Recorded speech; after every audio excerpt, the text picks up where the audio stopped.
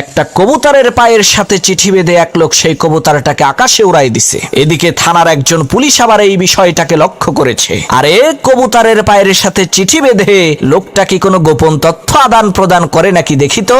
সেই পুলিশ গুলি করে সেই কবুতরটাকে আকাশ থেকে নামিয়ে কবুতরের পা থেকে চিঠিটা হাতে নিয়ে খুলে দেখে চিঠিতে লেখা আছে, আল্লাহ, আমি খুবই গরিব, অসহায়, ঋণে জর্জরিত একজন মানুষ।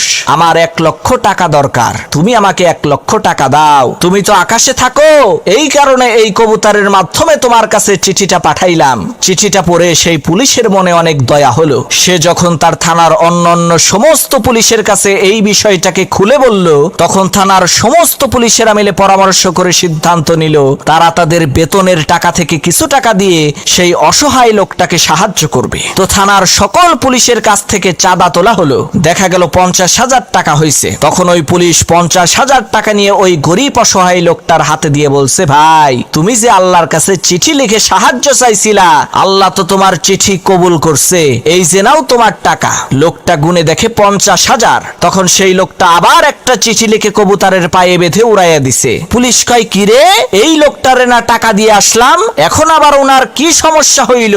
তখন সেই পুলিশ উড়ে যাওয়া ওই কবুতরটাকে গুলি করে নামিয়ে চিঠিটা খুলে দেখে তাতে লেখা আছে, আল্লাহ, তুমি টাকা দিছো ভালো কথা, কিন্তু তুমি পুলিশের হাত দিয়ে দিতে গেছো কেন? তুমি তো আমারে দিছিলা 1 লাখ টাকা। এর মধ্য থেকে এই শালা ঘুষখোর পুলিশ আমার 50,000 টাকা তো মেরে দিয়েছে।